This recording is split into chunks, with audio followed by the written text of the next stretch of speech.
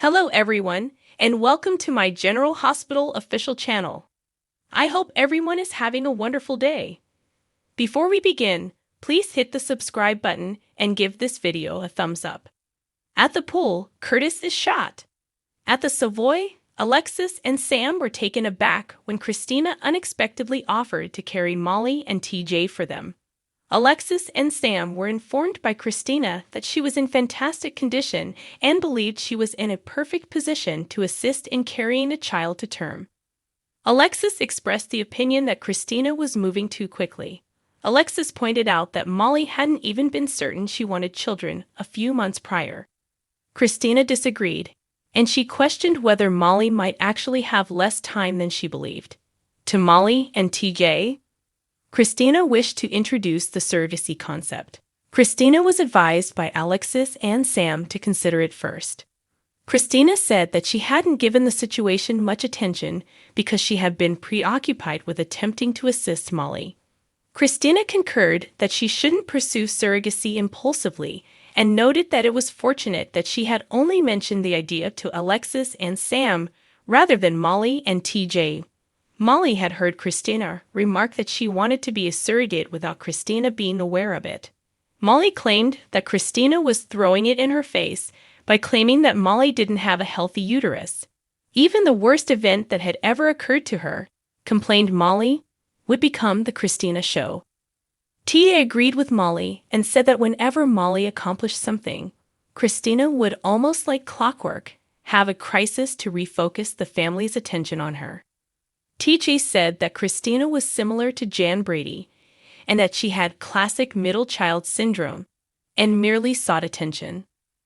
TJ acknowledged having dreamed that Molly was carrying their child and expressed his desire for the two of them to continue having children. Molly acknowledged that she still desired children and reluctantly conceded that Christina might be their best option. Dante called for everyone to get down at the Metro Court pool as rounds were fired into the water. Together, Sunny and Anna took up residence behind the bar. When Portia noticed that Curtis had been shot in the back, she froze in place. Curtis was inspected by Elizabeth and Finn. Finn verified that Curtis' back was the location of the entry wound. Sunny yelled that he was ending the relationship from behind the bar.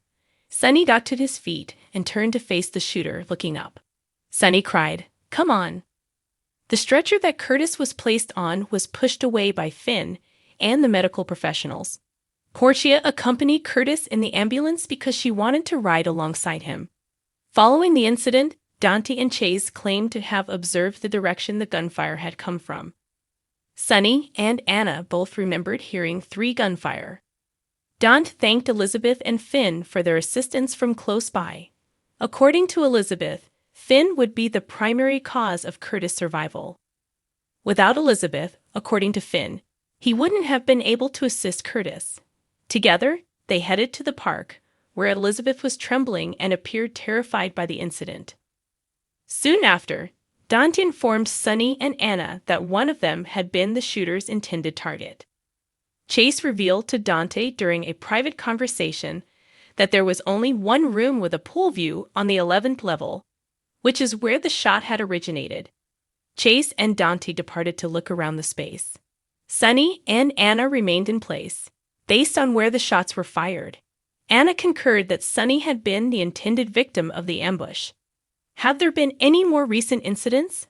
Are they attempting to kill you?" Anna questioned Sunny. Sunny acknowledged that there had been friction with a new business partner. Anna offered to be Sunny's confidant, but Sunny pointed out that her front door had recently been spray-painted with the term murderer by an unknown person.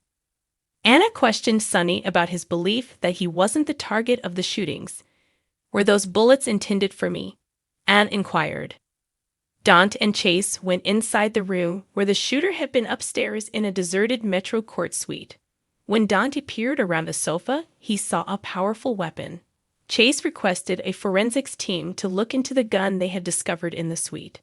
The gun they had discovered, according to Dante, was a ghost gun, and neither he nor Chase would find anything within it. Chase mentioned that the shooter was a veteran. To Chase's amazement, Dante said, "Yeah, maybe a pro." But to be honest, this feels like it also could be an intelligence op. Jocelyn acknowledged to Trina in the park that she had handled her split with Cameron poorly. According to Jocelyn, Spencer reacted to Dex because Dex intimidated Spencer. Was dealing with Esmond Trina in a concurred different way. with Jocelyn. Jocelyn fought back to Bobby's statement that Spencer had consented to attend a parenting course with Esmond at the hospital. Dex showed up and brought drinks for Trina and Jocelyn. In front of Trina, Jocelyn and Dex shared a kiss. Jocelyn argued that Trina should stay since she wanted to be with her boyfriend and best friend. Trina had started to depart. Dex received news of the incident at the pool when his phone rang. Dex later revealed the shooting to Jocelyn and Trina, adding that Curtis had also been shot. On a stretcher, Curtis was brought to the hospital and brought into a trauma room. When Jordan and Zeke showed up, they inquired about Portia's status regarding Curtis. Trina called Portia at the same moment, and her voice broke as she inquired about Curtis' well-being. Curtis was alive and battling, according to Portia. How did Trina know Curtis had been shot? Portia questioned. Jocelyn informed Dex that Trina required Spencer once they were back at the park. Jocelyn produced her phone and announced that she knew where Spencer was. Trina then hurried into the hospital to embrace Portia. Following Trina to the hospital, Jocelyn and Dex offered to assist Portia if she needed anything. Dex was asked to stay with Trina by Jocelyn, who then promised to return shortly. Spencer and Esmond had registered for a parenting course close by for Ace. During class, the two had compared notes, and the teacher had praised Spencer and Esme for having the same responses to the same questions. Esme and Spencer, the instructor remarked, were an excellent pair. Spencer and Esme laughed together as the class came to a close, and Esme praised Spencer for being a wonderful brother to Ace. Jocelyn walked in at that very moment, and she saw Esme placing her hand on Spencer's shoulder. Jordan informed Zeke that she had to hold a press conference about the shooting when they were back in the lobby. Jordan permitted Zeke to accompany her out of the hospital, and the two of them left together. When a doctor eventually joined Portia and Trina in the lobby, he informed them that Curtis would need surgery to have the bullet removed from his back. The surgeon continued by describing Curtis' procedure as complicated due to the bullet's location close to his spine. Lives in danger, family support, honest conversations, and conflicts.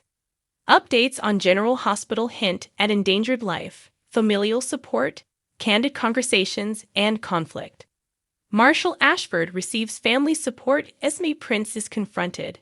Curtis Ashford's life is in danger, and Hamilton Finn, Michael Easton, has an honest conversation. Life in the balance at the General Hospital. A bullet that is near Curtis' spine still poses a threat to his life. Has Trina Robinson panics. Portia Robinson, Brooke Kerr, struggles to maintain composure. Trina wonders if this implies that Curtis may become paralyzed and whether this is possible if the bullet has harmed his spinal cord.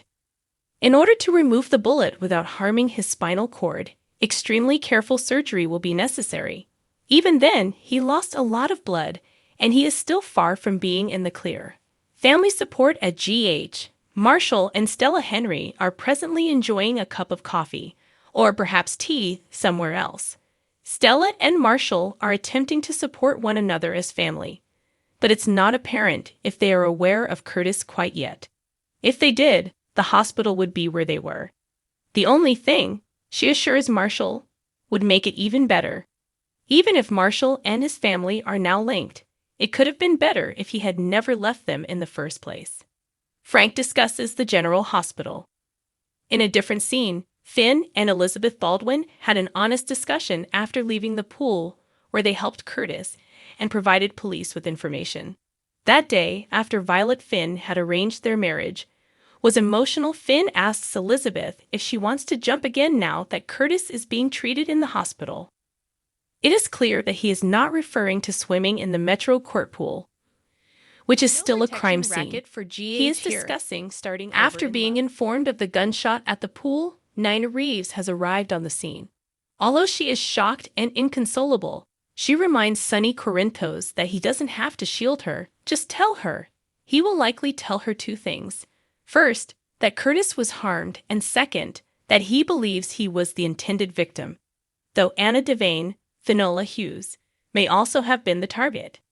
Given the tight friendship between Nana and Curtis, and the fact that Sonny is her fiancé, it might be difficult to decide which news is worse.